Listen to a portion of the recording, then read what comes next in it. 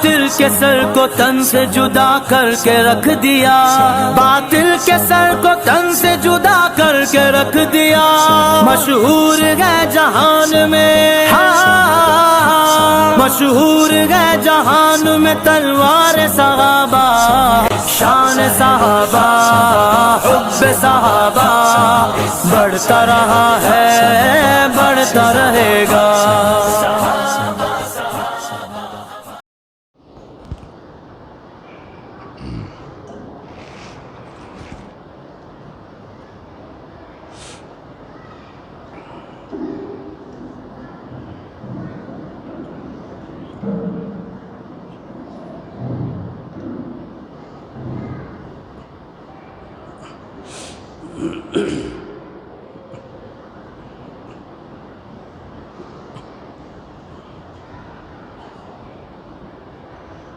الحمد للہ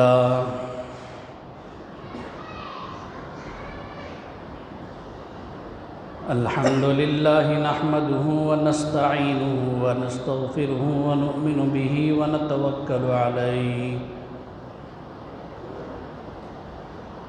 ونعوذ باللہ من شرور انفسنا ومن سیئات اعمالنا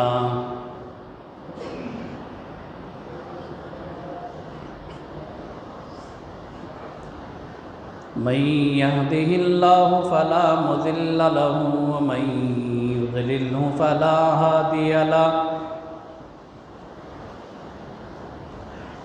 نشهد أن لا إله إلا الله وحده لا شريك له ونشهد أن سيدنا ومولانا محمدًا عبده ورسوله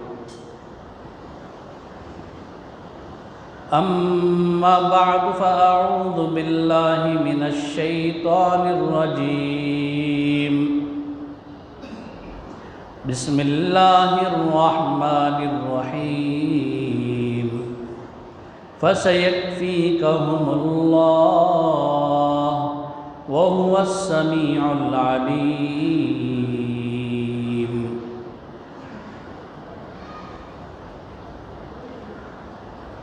وقال النبي صلى الله تعالى عليه وسلم أصحابي كالنجوم بأيهم اقتديتم اهتديتم أو كما قال صلى الله تعالى عليه وسلم صدق الله العظيم وصدق رسوله النبي الكريم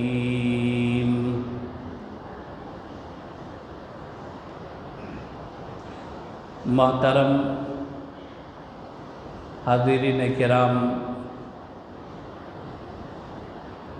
عزیز نوجوان دوستو، بزرگوں،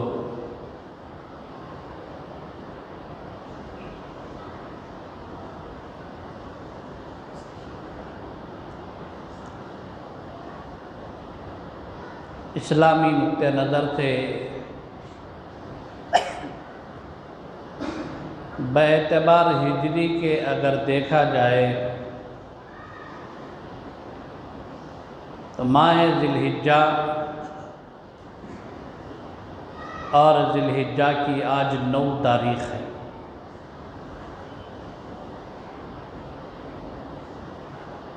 ذی الحجہ کی 8 تاریخ کو سیدنا حضرت عثمان رضی اللہ تعالیٰ عنہ کی شہادت ہوئی۔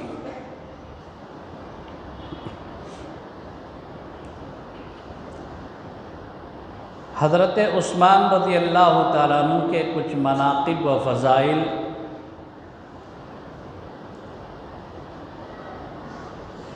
اور شہادت سے متعلق انشاءاللہ مختصر انداز میں احاطہ کرنے کی میں پوری کوشش کروں گا۔ اللہ سے دعا فرمائے اللہ تعالیٰ صحابی رسول حضرت عثمان رضی اللہ تعالیٰ کی سوانح و سیرت اور حضرت کی شہادت سے متعلقہ جتنی باتیں امت کو آج ضرورت ہیں اور ضروری ہے، جس میں ہمارے لیے ہدایت ہے، اللہ میری زبان سے وہ کہلوائے اور اللہ امت کے حق میں ہدایت کے فیصلے فرمائے۔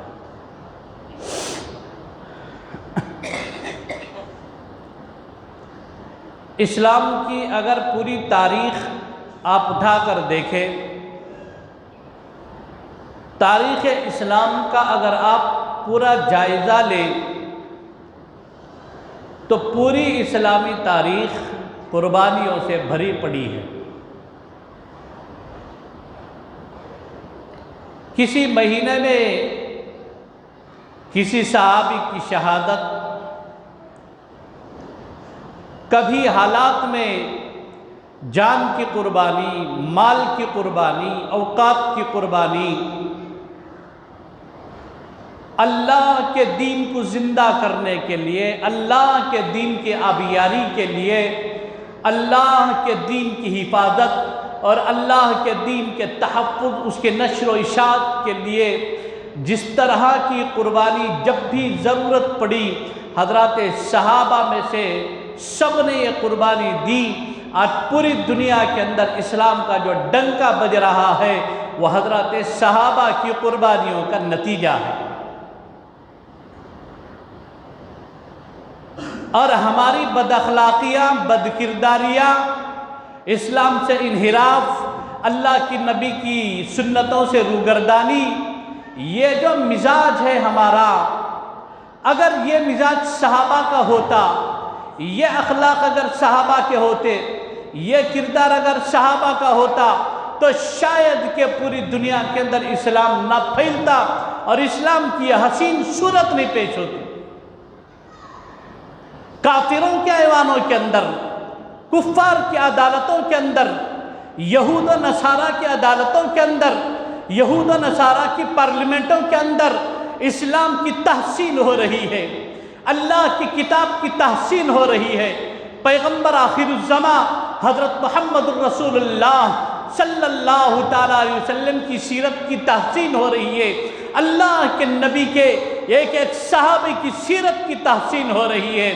پھر اس کے بعد کے جو دور آئے، اس دور کے اندر خصوصاً آج جو دور چل رہا ہے، اس دور کے اندر ہم نے جو اپنے کردار کو بگاڑ کے رکھا ہے، اپنے کیریکٹر کو جو خراب کر کے رکھا ہے، اسلام کی شبیہ کو بگاڑنے کی کوشش یہ ہمارے اپنے ہی سے ہو رہی ہے۔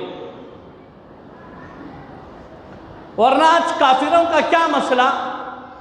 وہ تو اسلام سے دور ہیں، وہ نہ اسلام کو جانتے ہیں، نہ اللہ کی کتاب کو جانتے ہیں، نہ اللہ کے نبی کی سیرت کو جانتے ہیں، بلکہ ہم نے سب کچھ جانا اور انحراف کیا۔ ربیع الاول کے اندر سیرت کے جلسے شروع ہوتے ہیں، سیرت پر بات ہوتی ہے اور محفلوں کے اندر گفتگو ہوتی ہے، اللہ کے نبی کی سیرت سے متعلقہ ایک ایک جز پر کلام ہوتا ہے، ہم سنتے یہی اٹھ کر چلے جاتے ہیں گویا کہ ہمارے دلوں پر مہر مار دی گئی ہے، ایک بند کتاب کی طرح ہو گئے ہمارے دل۔ ختم اللہ علی قلوبہم وعلی سمعہم وعلی ابصارہم غشاوہ، ہم سنتے تو ہیں لیکن وہ بات ہمارے کانوں سے اندر نہیں اترتی، جب اتر بھی جاتی ہے تو ہمارے دل اسے قبول کرنے کے لیے تیار نہیں، ہم دیکھتے تو ہیں لیکن دیکھنے کے باوجود بھی عبرت لینے کے لیے تیار نہیں۔ زمانہ تھا پیغمبر دنیا کے اندر تشریف لاتے، لوگ کہتے کہ اللہ کے نبی، اے پیغمبر ہمیں اسلام سے متعلقہ کچھ معجزہ بتائیے، تو اللہ کے نبی معجزات کا اظہار فرماتے، نبوت کا سلسلہ ختم۔ اب حالات اللہ دنیا کے ایسے بنا دیے ہیں، ایسے دنیا کے حالات ہمارے سامنے آ رہے ہیں، اگر پیغمبر رہ کر سمجھاتے تو وہ باتیں سمجھا دیتے، اللہ وہ باتیں امت کو سمجھا رہی ہیں لیکن آج ہمیں سمجھنے کے لیے تیار نہیں۔ اسلام کی پوری تاریخ قربانیوں پر کھڑی ہے،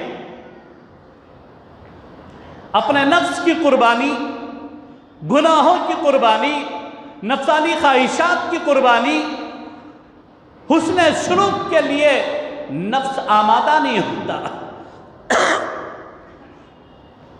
دو بھائیوں میں جھگڑا ہے، نفس نہیں چاہتا، نفس نہیں مانتا کہ ایک بھائی دوسرے بھائی کے گھر کو چلے، نفس کو ذلیل کریں، نفس کو خار کریں، نفس کو جھکا دیں، اس کی قربانی دے دیں اور جا کر اپنے بھائی کے گھر میں کھڑے ہو جائے اور کہے السلام علیکم بھائی جان، میں آپ کے گھر میں آ گیا ہوں۔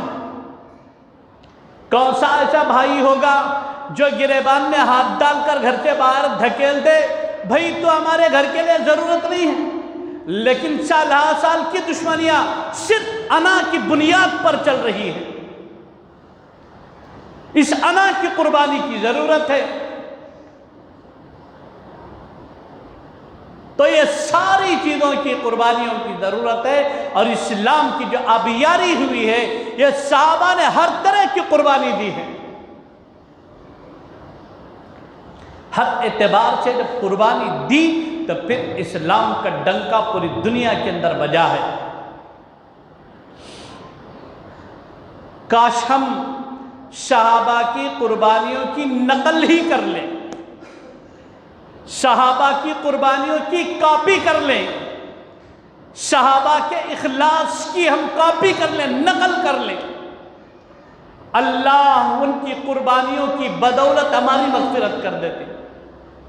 کل کے روز یوں کہے میرے بندے کیا لے کر آیا ہے، اللہ کی بارگاہ میں کھڑے ہو کر کہہ دیں گے اللہ کچھ بھی نہیں ہے، تیرے نبی کی اور نبی کے صحابہ کی نقل اور کاپی لے کر آیا۔ میرا چہرہ اللہ کے نبی کے چہرے کی طرح، میرا لباس صالحین کے لباس کی طرح، میرا کردار تیرے نبی کے صحابہ کے کردار کی طرح۔ اللہ میری جھولی میں کچھ بھی نہیں ہے، میں خاطی ہوں، میں قاصر ہوں، میں گنہگار اور فاجر ہوں، پروردگارا تیرے در پر آیا ہوں تو صرف ایک چیز لے کر آیا ہوں، یہ کاپی ہے، ایک نقل ہے میرے پاس، وہ تیرے محبوب کے محبوبین کی نقل ہے۔ اتنا کر لے بس ہے، انشاءاللہ ہم پوری دنیا کو اسلام کی صحیح شبیہ پیش کر سکیں۔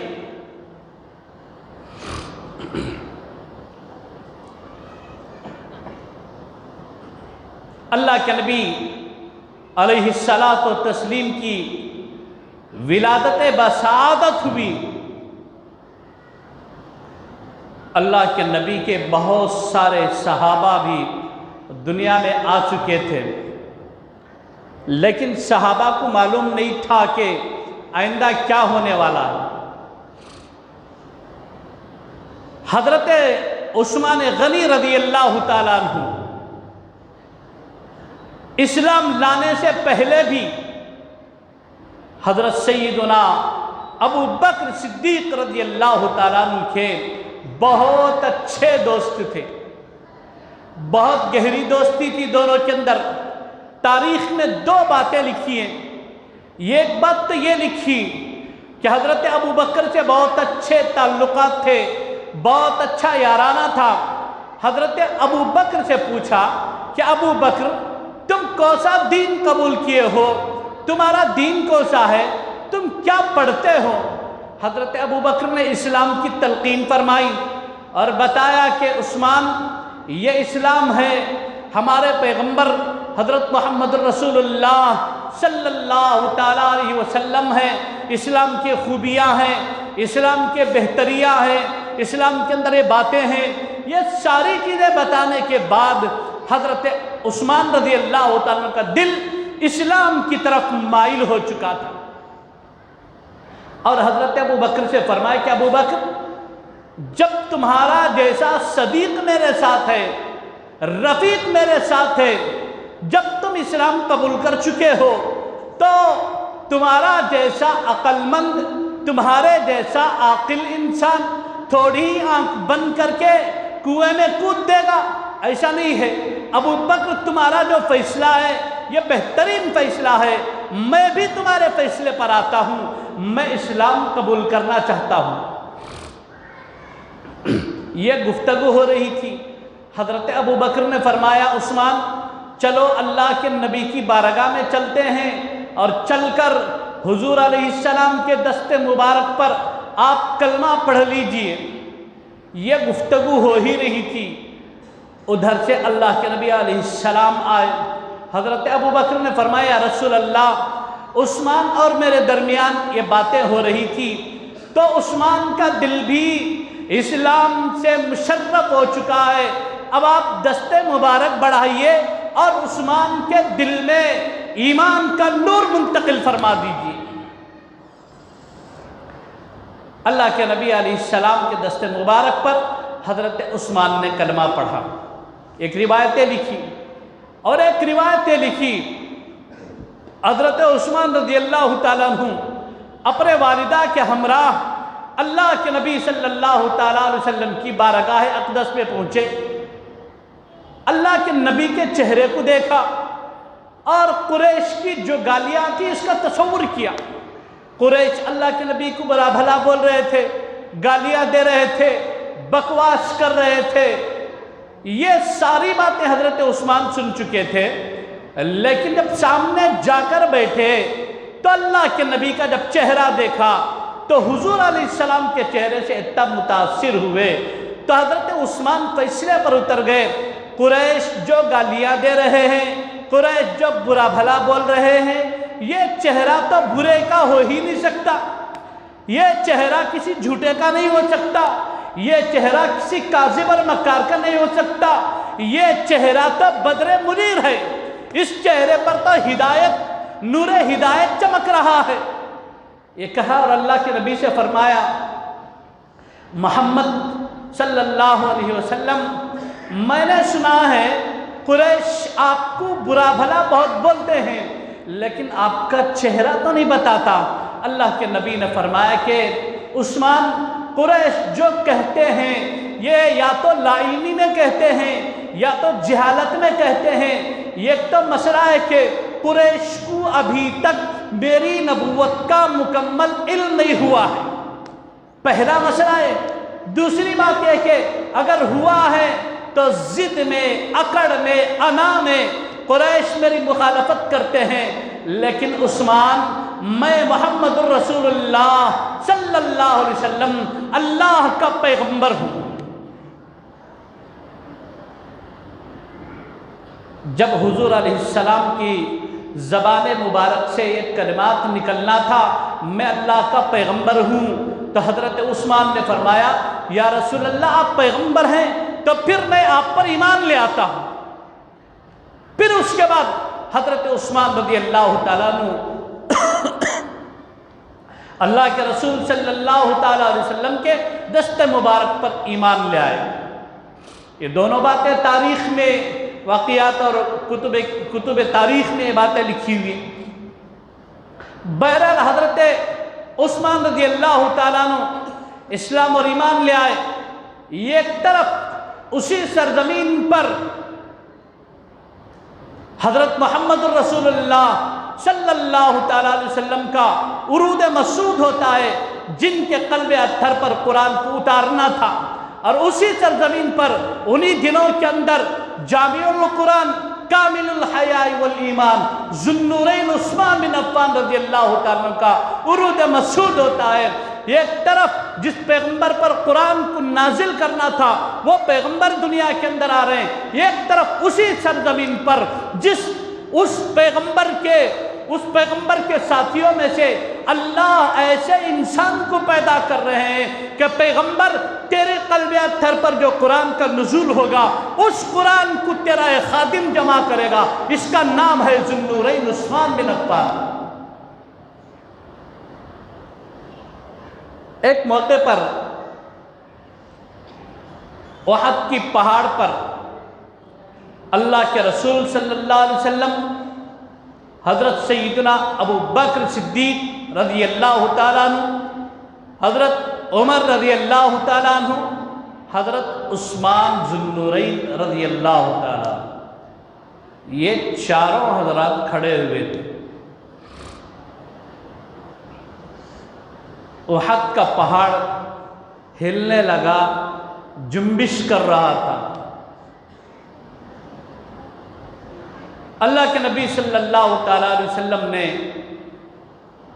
پہاڑ پر پیر مارا اور حضور علیہ السلام نے فرمایا کہ اے احد، اے پہاڑ تو رک جا، تجھے پتا ہے کہ تیری پیٹھ پر ایک نبی، ایک صدیق اور 2 شہید کھڑے ہیں۔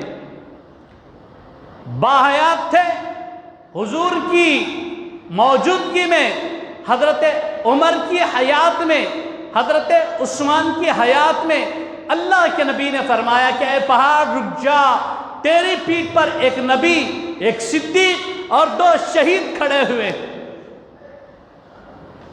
من جانب اللہ کے نبی پر القاء ہوتا تھا، حضور علیہ السلام کو اللہ کی طرف سے بتلایا جاتا تھا، پھر اللہ کے نبی فرماتے تھے۔ تو بعد میں چل کر حضرت عمر رضی اللہ تعالیٰ عنہ کی شہادت محرم کی 1 تاریخ کو ہوئی، اور حضرت عثمان رضی اللہ تعالیٰ عنہ کی شہادت ذی الحجہ کی 8 تاریخ میں ہوئی۔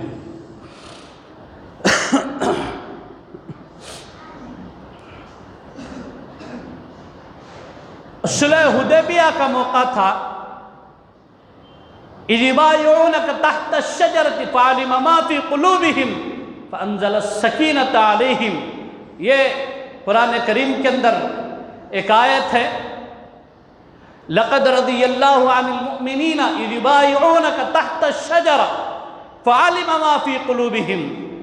یہ جو تحت الشجرہ کا جو مسئلہ ہے 6 ہجری تھی، اللہ کے نبی صلی اللہ تعالیٰ علیہ وسلم، دیکھو ایک طویل تاریخ ہے، میں اسے بہت ہی اختصار کے ساتھ بتا کر میں بات جو اصل مقصد کی طرف لے کر چلوں۔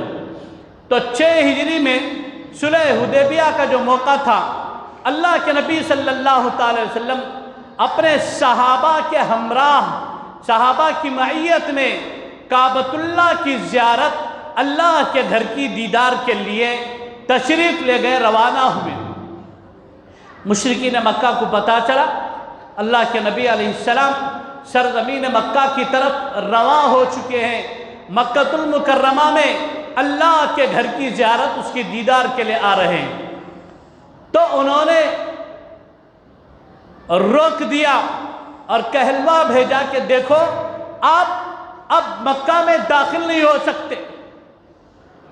اس موقع پر اللہ کے نبی صلی اللہ تعالیٰ علیہ وسلم نے حضرت عثمان رضی اللہ تعالیٰ عنہ کو مکہ المکرمہ روانہ فرمایا، اس لیے کہ دیکھو یہ سب اسلام کی حکمتیں اور خوبیاں ہیں۔ حضرت عثمان کو روانہ فرمانے کا مقصد یہ تھا، پہلی بات تو یہ کہ حضرت عثمان کی بڑی طویل رشتہ داری تھی، رشتہ داری گہری تھی، اور حضرت عثمان رضی اللہ تعالیٰ عنہ کے کردار سے تقریباً سب متفق تھے، اس لیے کہ ان کا ایک بڑا خاندان مکے میں موجود تھا۔ اب مسئلہ خاندان کا، ایک طرف اسلام کا مسئلہ، ایک طرف خاندان کا مسئلہ، بعض مواقع پر انسان پر خاندانیت چھلک اٹھتی ہے۔ اگر کوئی حضرت عثمان کو کچھ ڈیمیج کرنے کا ارادہ رکھتے ہیں تو ادھر سے ان کے خاندان کے لوگ ہیں وہ کھڑے ہو جائیں گے اور کہیں گے ہم اپنے آدمی کو تمہیں چھونے تک نہیں دیتے۔ اور دوسرا مسئلہ یہ ہے کہ حضرت عثمان رضی اللہ تعالیٰ عنہ کو اللہ نے مالداری اتنی عطا فرمائی تھی کہ حضرت عثمان نے جو اپنا مال نچھاور کیا تھا، مشرکین بھی حضرت عثمان کے احسان تلے دبے ہوئے تھے۔ ایک حضرت خدیجہ رضی اللہ تعالیٰ عنہ، ایک حضرت عثمان رضی اللہ تعالیٰ عنہ، پھر حضرت عبد الرحمن بن عوف رضی اللہ تعالیٰ عنہ، یہ وہ صحابہ ہیں، انہوں نے اپنے مال کو اسلام کی آبیاری کے لیے پانی کی طرح بہا دیا ہے۔ ان کے نزدیک سب سے اولین درجے میں جس چیز کی اہمیت تھی وہ اسلام تھا، اسلام پر سب کچھ قربان کرنے کے لیے تیار تھے۔ انصار اور مہاجرین کا جب مسئلہ کھڑا ہوا، مواخات کا جب مسئلہ ہوا، انصار اور مہاجرین میں بھائی چارگی جب تقسیم ہوئی، ان کی جائیدادیں تقسیم ہوئی۔ انصار صحابہ نے اگر کسی کے پاس 2 ایکڑ کھیت ہے تو کہتے کہ ایک ایک کر میرے مہاجر بھائی کے لیے، ایک ایک کر میرے لیے۔ اپنی 2 بیویاں تھی تو ایک کو طلاق دے کر اپنے بھائی کے لیے ہدیہ ہبہ کر دیا، اس کے نکاح میں دے دیا، ایک اپنے پاس رکھا، جائیدادیں تقسیم ہوئی، گھر تقسیم ہوئے۔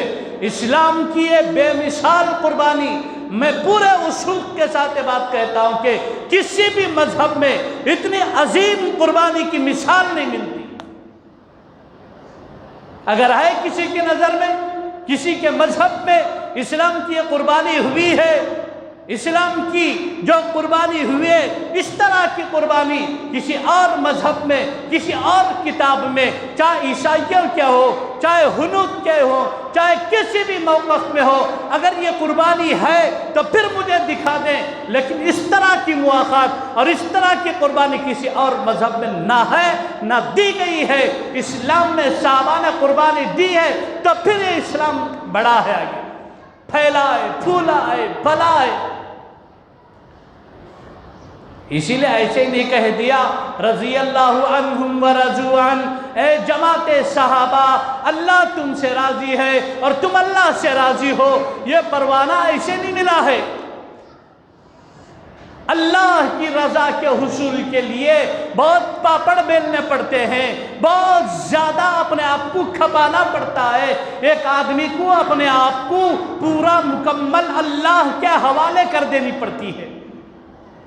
قرآن میں کہا اسی کو، ان اللہ اشترى من المؤمنین انفسهم واموالهم بان لهم الجنہ یقاتلون فی سبیل اللہ فیقتلون ویقتلون وعدا علیہ حقا فی التوراۃ والانجیل والقرآن۔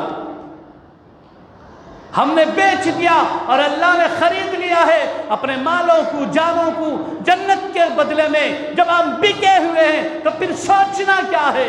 یہ دنیا کی زندگی کا جو مال ہے یہ ہمارا نہیں ہے، جتنی ضرورت ہے اتنا خرچ کرو، بقیہ ارادہ کر لیں کہ اللہ میرا مال جتنا ہے یہ تیرے دین کے لیے جب بھی ضرورت پڑے گی میں تیار ہوں اس کے لیے۔ میری یہ جو جان ہے اللہ یہ جان تیری امانت ہے۔ ایک انسان مرتا ہے تو کیا کہتے ہیں؟ انا للہ و انا الیہ راجعون۔ کیا مطلب ہے اس کا؟ یا اللہ یہ تیری امانت ہے، انا للہ بے شک اللہ کے لیے ہے، و انا الیہ راجعون اور اللہ اسے تیری طرف لوٹا رہے، اس لیے کہ یہ انسان ہمارا نہیں ہے، یہ تیرا ہے، اسے تو نے بھیجا ہے، اللہ اس امانت کو تیری طرف لوٹا رہے ہیں۔ سمجھ میں آیا؟ نہ ہم ہمارے اپنے ہیں بلکہ نہ مال ہمارا اپنا ہے، نہ جان ہماری ہے۔ جب اسلام کے لیے ضرورت پڑے اپنے جان کی اس وقت ہم اپنی جان بھی حاضر کر دیں گے۔ جب اسلام کے لیے ضرورت پڑے اپنے اوقات کی، ہم بلا جھجک آنکھ بند کر کے اپنے اوقات کی قربانی دیں گے۔ یہ جذبہ جب تک ہم مسلمانوں کے اندر زندہ نہیں ہو جاتا تب تک سمجھو اسی طرح ہم در در کی ٹھوکریں کھاتے پھریں گے۔ یہ جذبہ زندہ ہونا بہت ضروری ہے، اس جذبے کو زندہ کرو۔ حضرات صحابہ کی تاریخ سے، حضرات صحابہ کی سوانح اور صحابہ اکرام کی سیرت سے یہی بات پتہ چلتی ہے کہ وہ جو جذبات حضرات صحابہ میں تھے اسلام کی ابیاری کے لیے، اسلام کے لیے، پھر اسے ضرورت ہے ایک مرتبہ اس امت کے قلوب میں زندہ کرنے کی۔ جب ایمان کی وہ سطح، ایمان کی وہ حرارت، ایمان کی وہ کیفیات، قربانی کا وہ جذبہ جب زندہ ہو جاتا ہے تو پھر سمجھو ہم زندہ قوم کہلاتے ہیں۔ اور پوری دنیا کی نظر میں امت مسلمہ مردہ قوم تسلیم کی جا رہی ہے، مردہ قوم تصور کیا جا رہا ہے۔ ان کا تصور غلط بھی نہیں ہے۔ اللہ کے نبی نے اس امت کو حیات جاویدانی عطا فرمائی تھی۔ ہم نے اللہ کے نبی کی سیرت سے ہٹ کر، صحابہ کے طور طریقوں سے ہٹ کر، ہم نے اپنے آپ کو دنیا کے بے جان قوموں پر، دنیا کے مردار اور بے حیا قوموں پر ہم نے ان کو یہ تصور دیا ہے کہ ہم مسلمان زندہ قوم تھے، لیکن تم جو کہہ رہے صحیح ہے کہ ہم مردہ قوم ہیں، ہم مر چکے ہیں، ہمارا حص مر چکا ہے۔ ہم بے حس ہیں، ہم نے تصور دیا ہے، ہماری آنکھوں کے سامنے ہماری مساجد ٹوٹی بھی جاتی ہیں اور چھین لی بھی جاتی ہیں، ہمارے مراکز پر دن دہاڑے غلط الزامات عائد ہوتی ہیں، ہمارے مساجد پر الزامات عائد ہوتے ہیں، ہمارے خانقاہوں پر ڈاکے پڑتے ہیں، ہمارے علماء کے خلاف بولا جاتا ہے، قرآن کے خلاف بولا جاتا ہے، حدیث کے خلاف بولا جاتا ہے، اللہ کے نبی کی سیرت کے خلاف بولا جاتا ہے، لیکن ہماری یہ قوم اتنی مردہ ہو چکی ہے، ہم دکھا دیے کہ لوگوں، اے دنیا کی بے حیا اور مردار کھانے والی قوموں، تمہارا جو تصور ہے وہ صحیح ہے، ہم مردہ ہو چکے ہیں، اس لیے کہ اللہ کے نبی نے ہمیں حیات جاویدانی عطا فرمائی تھی، ہم وہ حیات، وہ روح نکال کر پھینک چکے ہیں، ہماری روح نکلی کیسا؟ اس لیے کہ ہمارے اندر سے قربانی کے جذبات مرے۔ سال میں ایک مرتبہ ہم بقرعید کے موقع پر ایک جانور کو لا کر قربانی دیا، تصور کر لیں ماشاءاللہ ہم نے تو اسلام کا حق ادا کر دیا۔ یہ جو جانور کی قربانی دی جا رہی ہے اور جانور کی قربانی جو کروائی جا رہی ہے، اس کا مقصد کیا ہے؟ میں آپ کو اگلے جمعہ اس کی تفصیلات بتاتا ہوں کہ جانور کی جو قربانی ہمارے ہاتھوں سے جو کروائی جا رہی ہے، اس کا مقصد کیا ہے؟ سورہ بقرہ میں اس کی ایک مثال ملتی ہے۔ سورہ بقرہ میں جو مثال ہے یہ ان کے ہاتھ سے کیوں کروائی گئی تھی، اس کا مقصد کیا تھا؟ تو وہ مقصد پھر یہ امت مسلمہ کو جو بات بتائی جا رہی ہے انشاءاللہ میں اگلے جمعہ بتاؤں گا۔ اللہ سے دعا فرماوے اللہ مجھے اور آپ کو، اللہ پوری امت مسلمہ کو کہنے سننے سے عمل صالح کی توفیق عطا فرمائے۔ آمین وآخر دعوانا الحمدللہ رب العالمین۔